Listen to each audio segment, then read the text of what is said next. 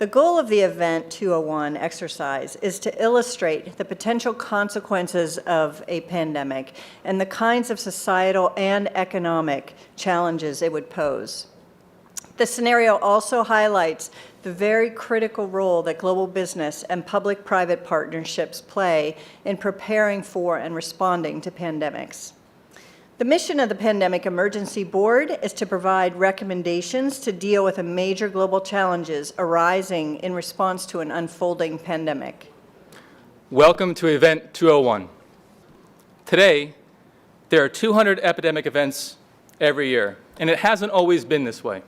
The number is increasing, driven by globalization, climate change, urbanization, deforestation, and other trends of our modern world. In other words, we're in a new era of epidemic risk. And we know from past responses that public-private cooperation will be essential.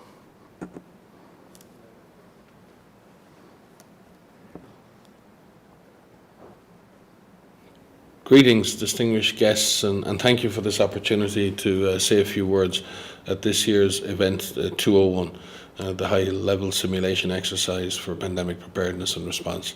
Unfortunately, I was not able to join you today. I'm involved in the IHR Emergency Committee for Ebola, but I had hoped to be in the room with you because the issues you will be dealing with over the next hours may be tabletop exercises today, but they address real and critical threats which we at WHO take very seriously.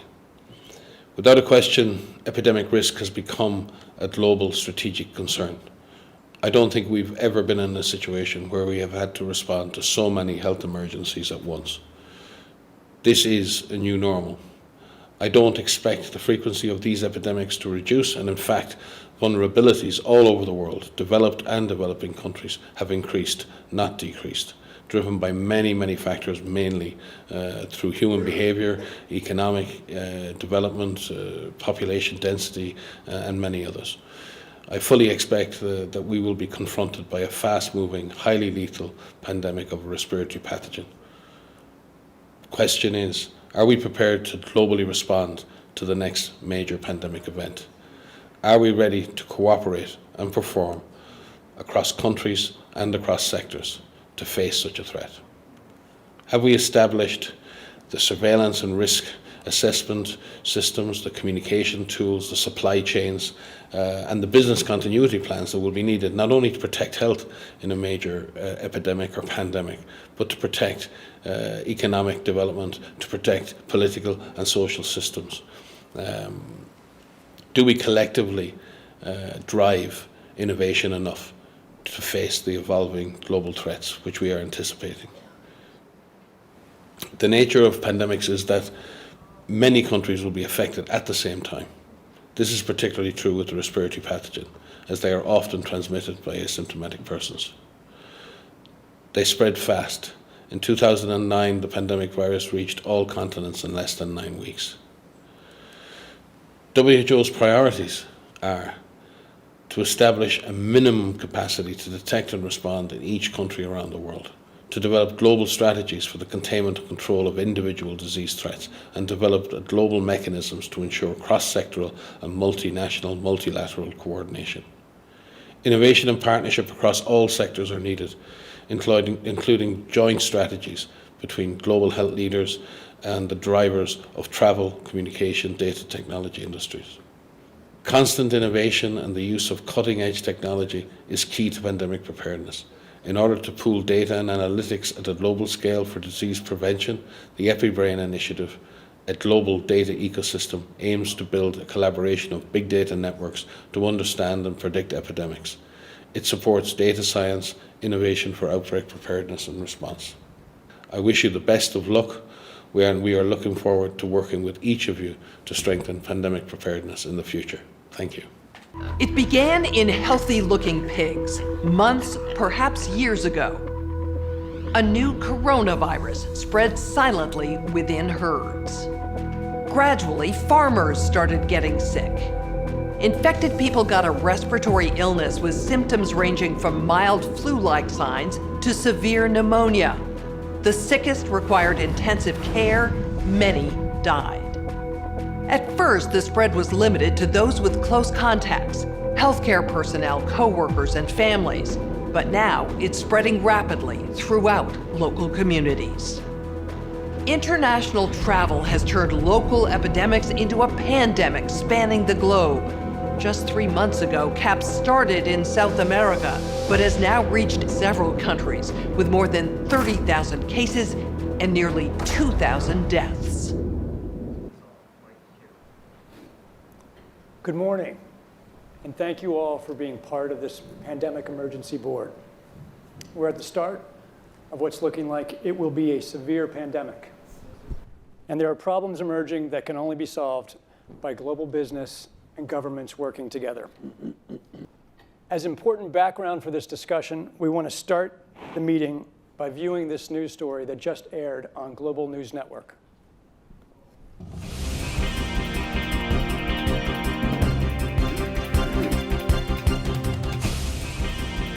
Continuing our coverage of the newly discovered CAPS disease and the scope of its deadly outbreaks, there are now more than 30,000 reported cases. Experts warn this may be just the beginning of a global problem. GNN science reporters have produced a video about what we know so far about CAPS, the virus, the outbreak, and the resulting chaos. CAPS is a novel coronavirus related to those viruses that caused the frightening SARS epidemic in 2003 and the deadly MERS outbreaks in recent years. Scientists think each infected person in turn infects on average 2 more people. This disease is proving more transmissible than SARS or MERS and about as contagious as influenza. Essentially, the cumulative number of cases is doubling every week. At this rate, we can expect to see 16 times as many cases in a month unless we find a way to interrupt transmission. The virus appears to be spreading rapidly in densely populated and impoverished neighborhoods in some megacities in South America. CAPS is a serious respiratory disease. More than half of the recognized cases have required hospital care, creating a huge strain on healthcare systems. The fatality rate is about 10%. For comparison, CAPS is about as lethal as SARS and 2 to 4 times more lethal than the 1918 influenza pandemic, the worst pandemic on record. Even so, some people only exhibit mild flu-like symptoms, not requiring treatment in a hospital. Alarmingly, those people are able to walk around and spread the virus, not realizing they are doing so.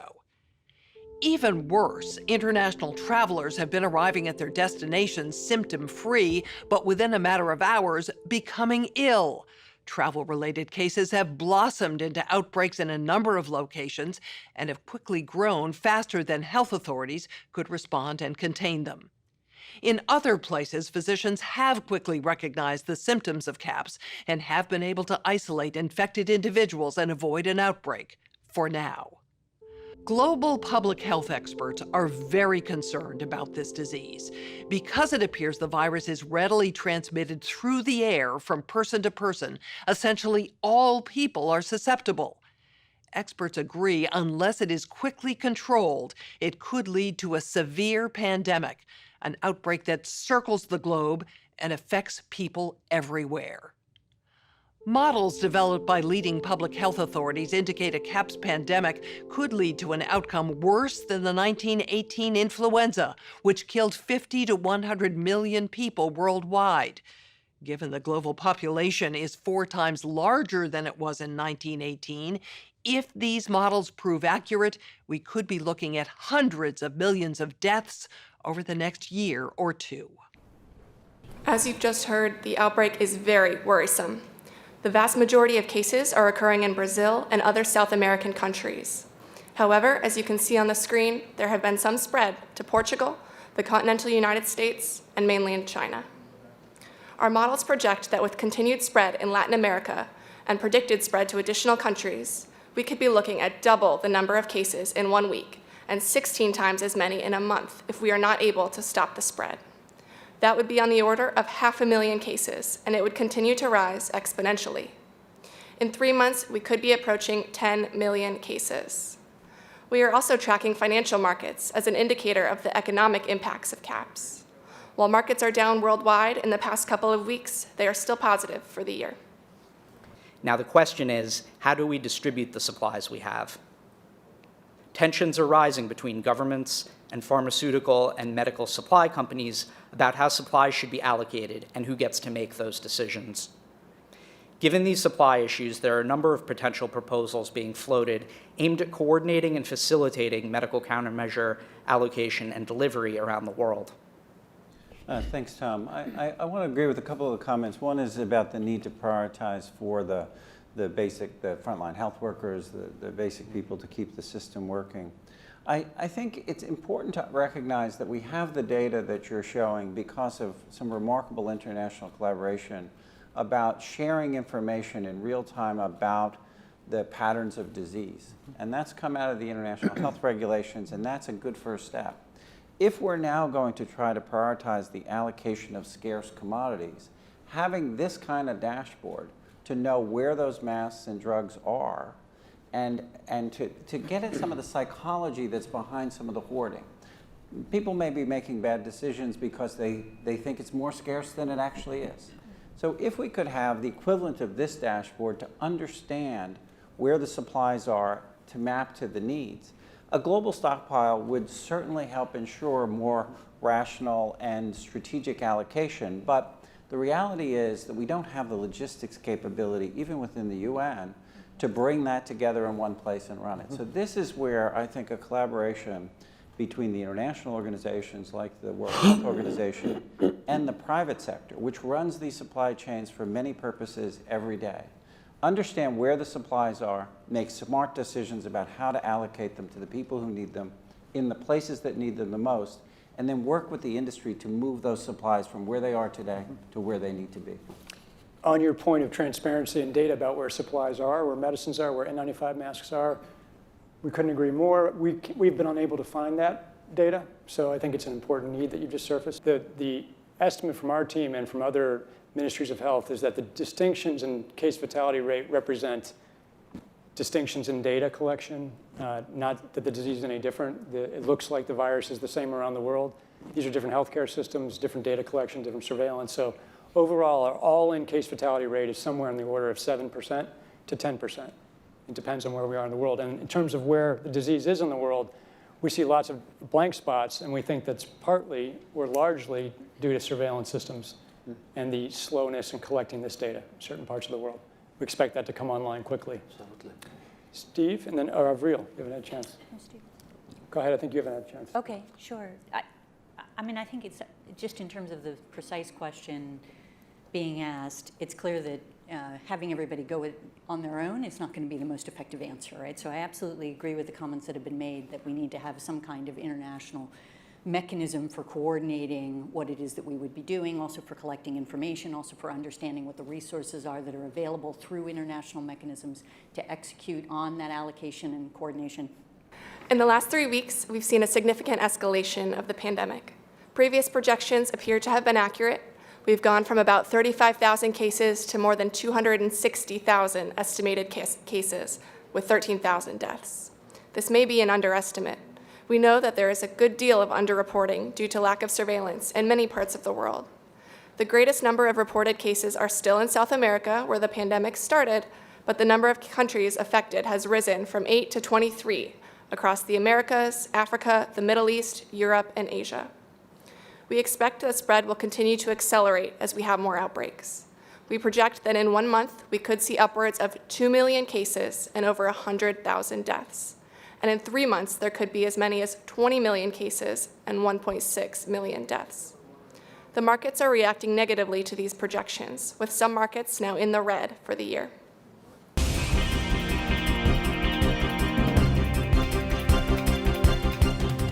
In addition to global public health crisis, CAPS is creating havoc with the trade and travel industries.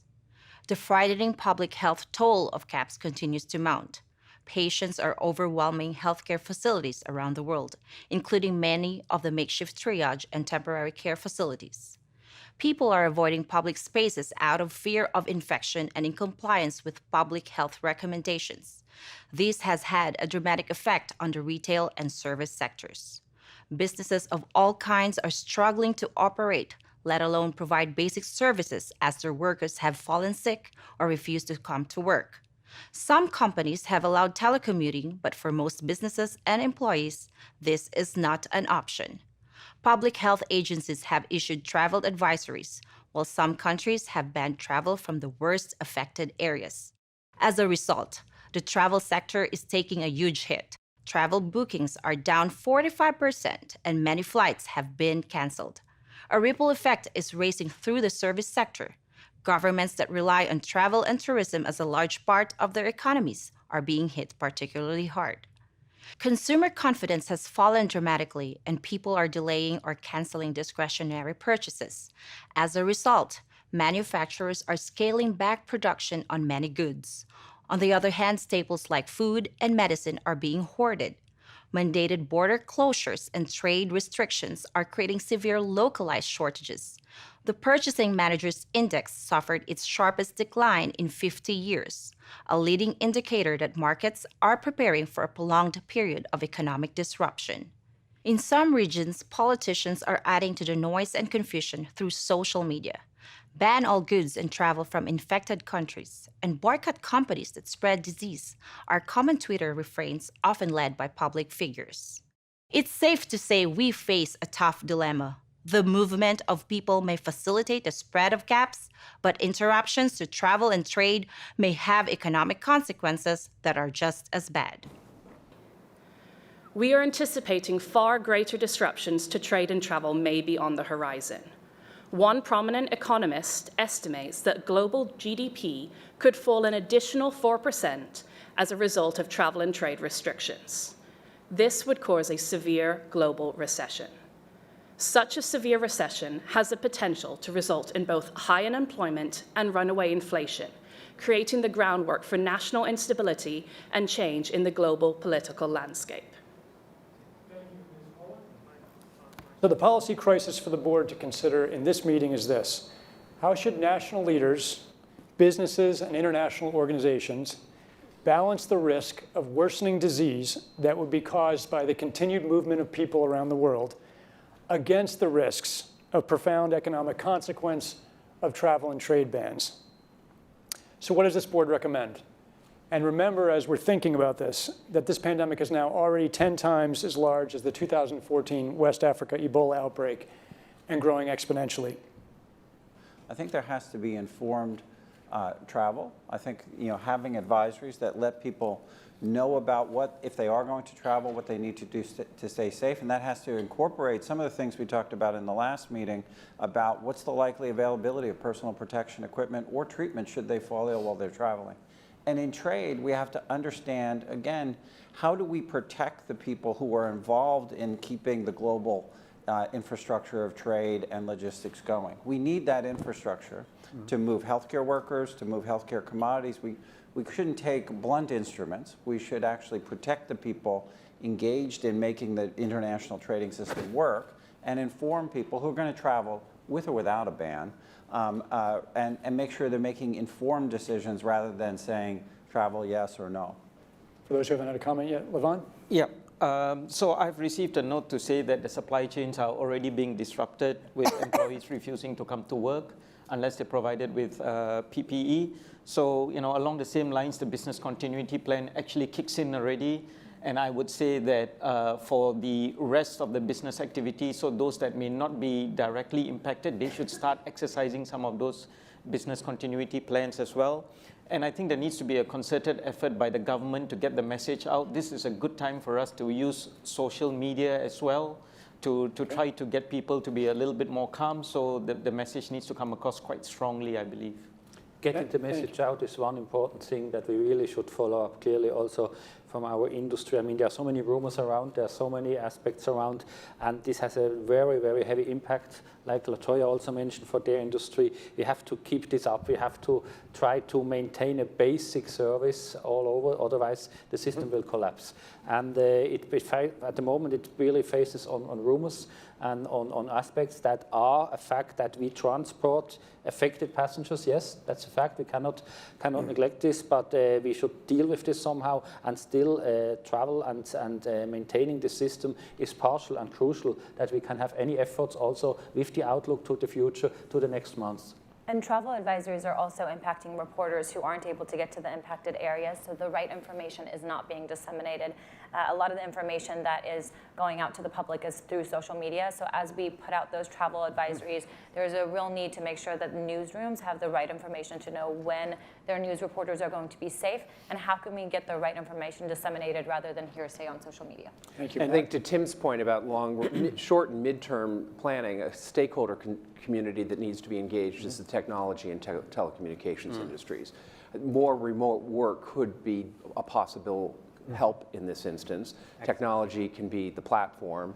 I think that there is an important role for government to not make a bad situation worse. And that is largely going to be communicating valid and trusted information about where the problem is, so that people can make their own decisions, and that whatever guidance the government, national governments do provide is tailored to what the situation actually is. People trust less and less what comes from government.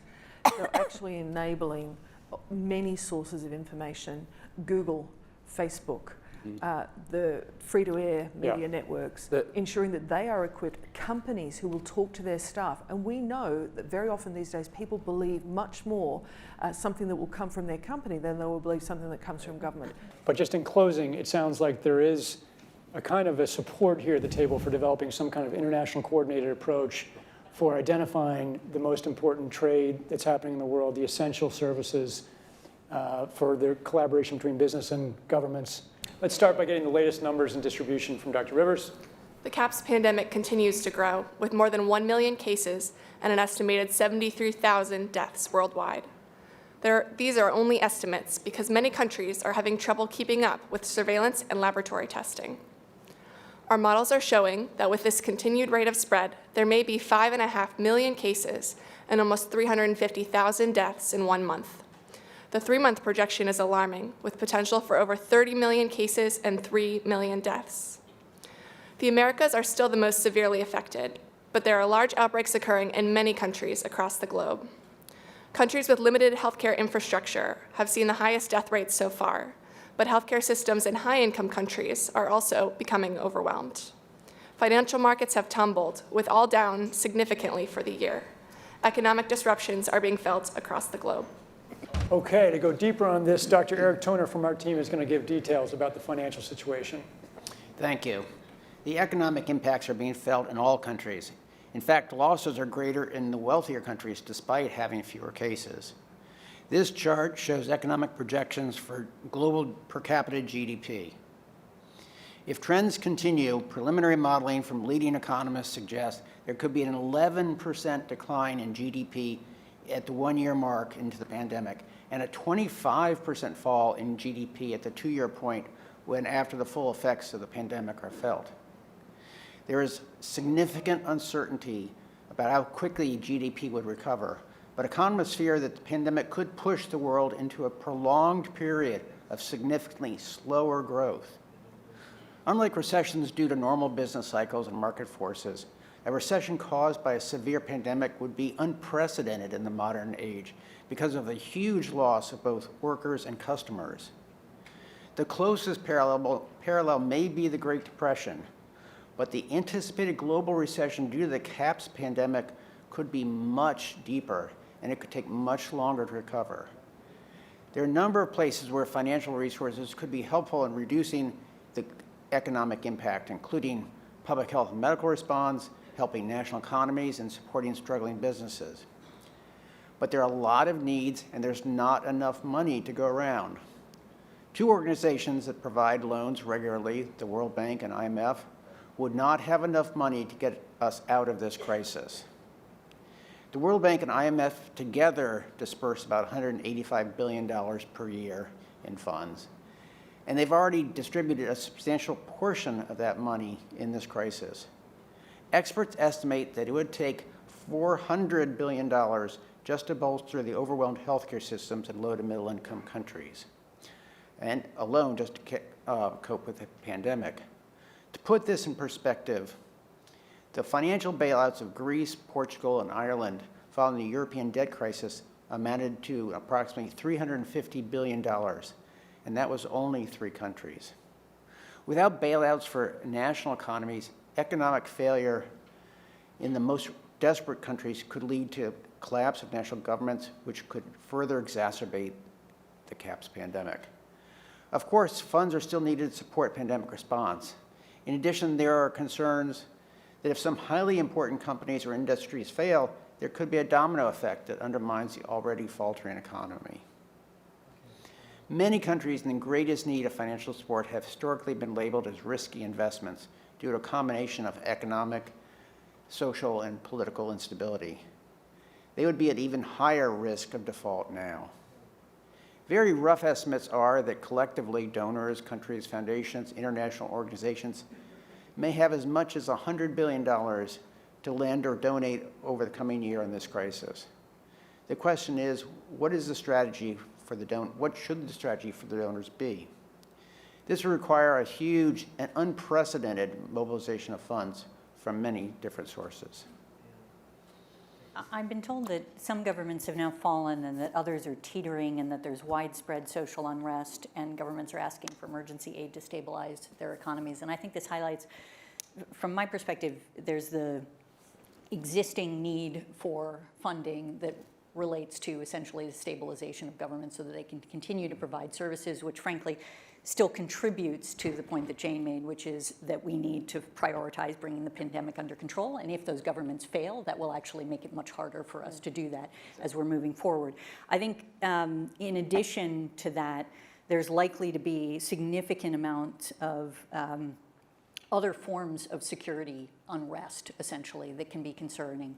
And that can come in the form of, terrorist groups or others taking advantage of the situation, but it can also come in the form of, famines because of the fact that there are no longer people who are supposed to be providing food in the chain there because of, disease outbreaks in an area or things along those lines. And so I think there's a need to focus on assistance, humanitarian assistance, other types of assistance that can help to prevent sort of widespread death and destruction in certain areas where we see it and where it's actually going to make it more challenging in particular to address the pandemic as it continues.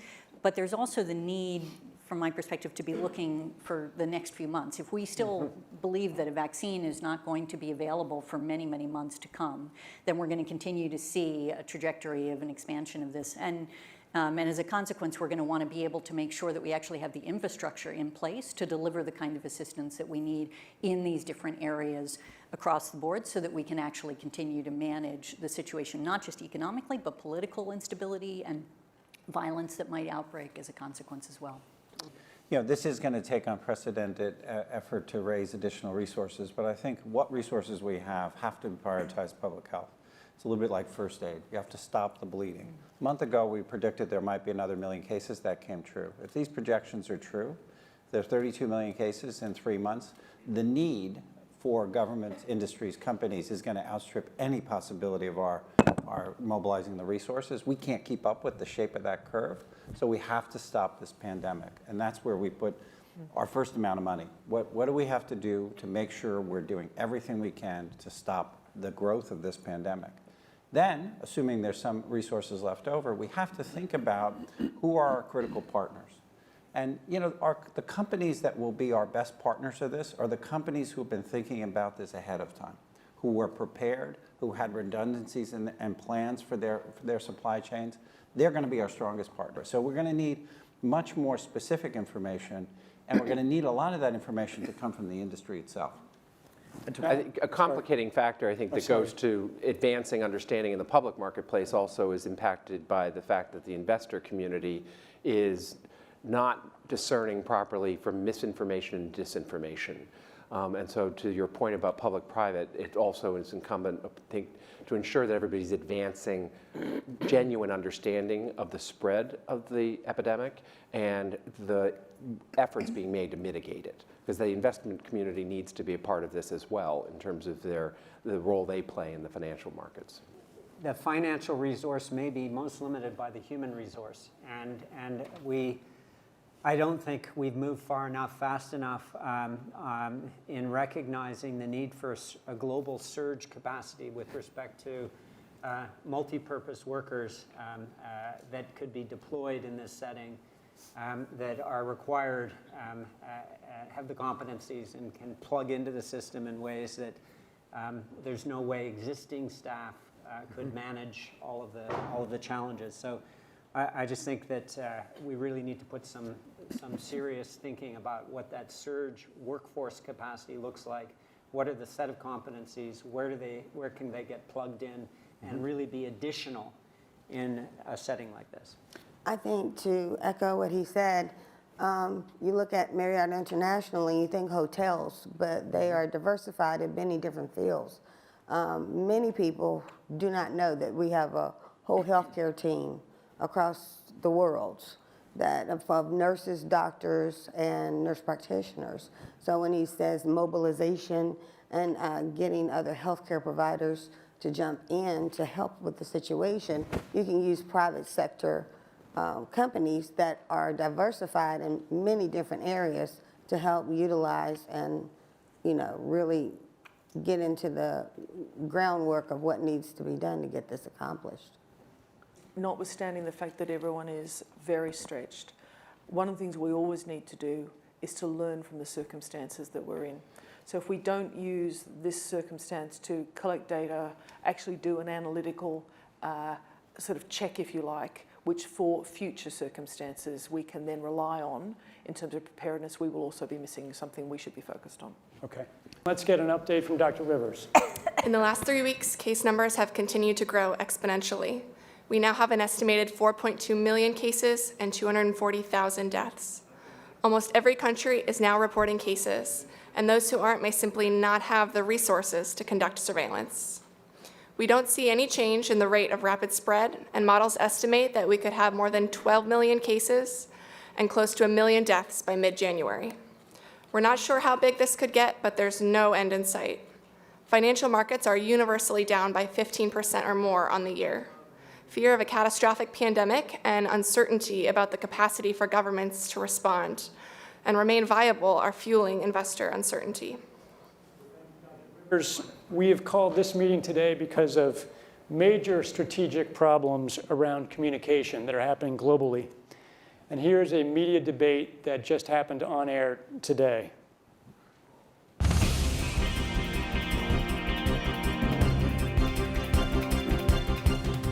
Alarming news emerging from social media companies today about the CAPS pandemic. Twitter and Facebook are reporting they've identified and deleted a disturbing number of accounts dedicated to spreading disinformation about the outbreak. For more on this, we go to our correspondent, Catalina Parks. Chen, these accounts were created by several state-sponsored groups intending to sow political discord, and some individuals are seemingly seeking to gain financial advantages. Violence against healthcare workers and minority populations has been increasing. A recent riot highlights the real danger in these posts. Countries are reacting in different ways as to how best to manage the overwhelming amounts of dis and misinformation circulating over the internet. In some cases, limited internet shutdowns are being implemented to quell panic. Thank you, Catalina. For more on this, we are joined by experts on crisis communications and social media, Kevin McAleese and Sarah Lee. To me, it is clear countries need to make strong efforts to manage both mis- and disinformation. We know social media companies are working around the clock to combat these disinformation campaigns. The task of identifying every bad actor is immense. And experts agree that new disinformation campaigns are being generated every day. This is a huge problem that's going to keep us from ending the pandemic and might even lead to the fall of governments, as we saw in the Arab Spring. If the solution means controlling and reducing access to information, I think it's the right choice. I agree with Kevin. This is a big problem and doesn't even account for the massive amounts of misinformation being generated by legitimate users about the pandemic. But it's not just trolls who are spreading the fake news. It's often political leaders themselves. Who's to judge what's real or not? Would we trust every government to separate truth from lies? I think this is more than just keeping the bad information out. It's also about making sure real public health information reaches the public. News is found from outlets other than social media. News organisations, public health groups and companies need to help people take the right actions to protect themselves by promoting accurate, real information about the outbreak. Okay, for more on this, we're going to get a briefing from our communications expert, Dr. Sell. Global health experts have highlighted that dis and misinformation are wreaking havoc on the CAPS response. Health workers are under attack in a number of locations due to rumors that they are purposely spreading the disease. And response efforts in many places have had to be suspended because of concerns around violence. Pharmaceutical companies are being accused of introducing the CAPS virus so they can make money on drugs and vaccines, and have seen public faith in their products plummet. Unrest due to false rumors and divisive messaging is rising and is exacerbating spread of the disease as levels of trust fall and people stop cooperating with response efforts. This is a massive problem, one that threatens governments and trusted institutions. Polls have shown that mis and disinformation are ubiquitous. At least 90% of the public has been exposed to these messages. At the same time, misinformation messages come from a variety of sources, even government officials. And often governments are contradicting one another. We know that social media is now the primary way that many people get their news. So interruptions to these platforms could curb the spread of misinformation, but could also limit access to information from legitimate sources. Health ministries around the world are attempting to combat mis and disinformation by amplifying public health messaging through social and traditional media. But they are being outpaced by false and misleading information. National governments are considering or have already implemented a range of interventions to combat misinformation. Some governments have taken control of national access to the internet. Others are censoring websites and social media content. And a small number have shut down internet access completely to prevent the spread of misinformation. Penalties have been put in place for spreading harmful falsehoods, including arrests. Other countries have taken a more moderate approach and have focused on promoting fact-checking efforts and working with traditional media outlets, yet these approaches are limited in scope. Social media companies report that they're doing all they can to limit the use of their platforms for nefarious or misleading purposes. But this is a technically difficult problem, and false, misleading, or half-true information is difficult to sort without limiting potentially true messages. The bottom line is that members of the public no longer know who to trust. Both the misinformation and the measures to control it have led to a crisis of confidence. How can governments, international businesses, international organizations ensure that reliable information is getting to the public and prevent highly damaging and false information, to the extent that's possible, about the pandemic from spreading and causing deepening crisis around the world? So I would start by pursuing where trust exists in the ecosystem. Jane, in a prior meeting, mentioned that there's considerable trust by employees of their employer, and that's been borne out by our own trust barometer in the last several years. Yeah, so can I agree with that? And my fact, it did come from the Edelman Trust Index, you'll be pleased to know, but also borne out by the work I've done as a CEO in my time. Can I also add that I think there are real technology opportunities here. I personally do not believe that trying to shut things down in terms of information is either practical or desirable. And we do have, I think, a couple of strategies that are available to us, one of which is the flood strategy, second of which is relying and informing and equipping trusted sources of information with the facts so they can then pass that on. But we also need to actually think about a technological answer to this. So there is work that's being done to actually create algorithms to sift through information on these kind of social media platforms. And I know that the Gates Foundation and others are funding organisations to work on things like this in order that people can actually have more confidence in the sources that they will use in any event. So I think both a detailed solution working with individuals, but then also thinking about technology is something we have to advance. Sure. If you have state-sponsored disinformation, there's obviously additional tools that you can bring to bear to try to address that situation, not the least of which is bringing together other countries to effectively, take action against them for the kind of campaigns that they're propagating. But but generally, I would say the disinformation, the line between disinformation and misinformation is not always an easy one to find. And the reality is the greatest, way to impact it, in my experience, is not to let it sit. So in other words, find your trusted interlocutors that are capable of saying, this is not acceptable, this is in fact the truth, here's the information. And I think the community of survivors is one example, but there's a whole series, employers, trusted faith leaders, variety of health workers, and so on can be part of that. In addition, obviously, you want to work with the private sector and those who are spreading information generally to see that they can bring things down that are in fact lies or false information that's being put forward as a way to minimize it. But having a source, a national source, an international source, other trusted sources, and really guiding everybody towards that information is one of the most effective ways to deal with a situation like that. Thank you all for another very highly valuable discussion. We'll take what you've advised, bring it to the attention of leaders, and we deeply appreciate all you have done here in these meetings. This is concluded. Great. So that concludes the exercise portion of the event. How did this pandemic turn out? Please watch this epilogue video, and you can see the outcome.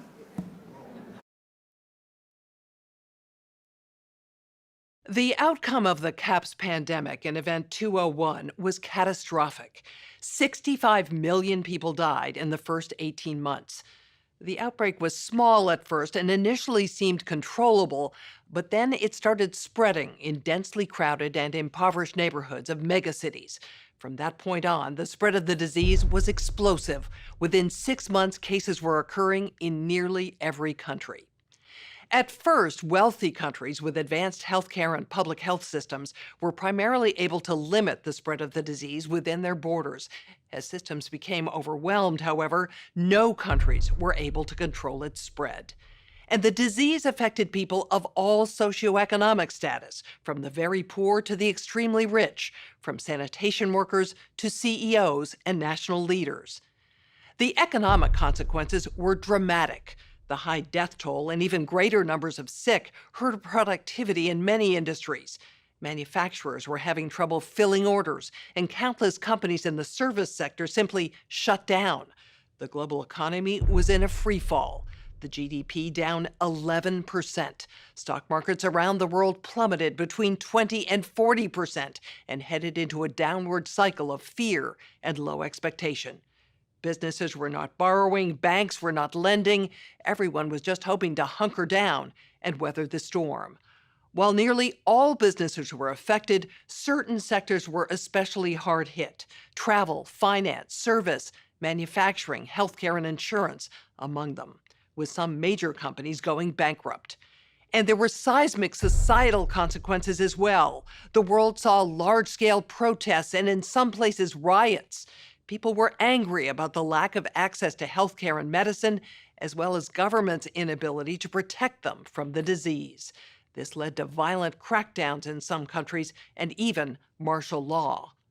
Political upheaval became the rule across the globe. The public lost trust in their respective administrations. Several governments fell, while others were desperately striving to hold on to power. This spurred further crackdowns.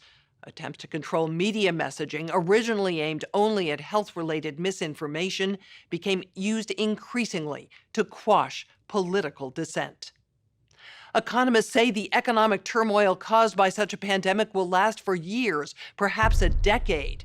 The societal impacts, the loss of faith in government, the distrust of news, and the breakdown of social cohesion could last even longer. We have to ask, did this need to be so bad? Are there things we could have done in the 5 to 10 years leading up to the pandemic that would have lessened the catastrophic consequences?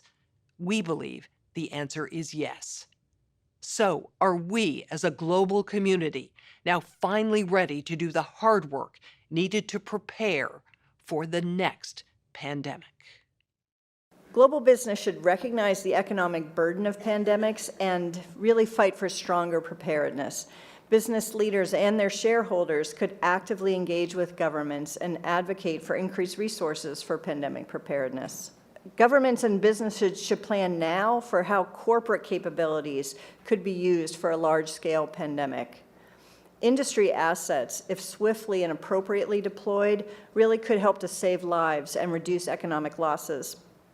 So governments could work now to identify the most critical areas of need and reach out to industry players with the goal of finalizing agreements in advance of a large pandemic. Countries and global transportation companies, we believe, should work together to maintain travel and trade during a severe pandemic. I think you all agreed that travel and trade are essential to the global economy as well as to national and local economies, and they need to be maintained. But public-private cooperation is necessary in order to explore potential solutions to that really difficult problem. Thank you. I mean, for me, this really exposed the vulnerabilities, not around the room, but in terms of the country comparisons. And those vulnerabilities already exist in the poorer countries. And so how are we going to strengthen those capabilities, whether through the health sector or governments? And that these solutions that we've been talking, the discussion for me has been sectoral, and we need to figure out a way. I'm not saying that United Nations has the answer to all of this, but we need to figure out a way that can bring all stakeholders to the table in a situation like this to be able to bring the best solutions to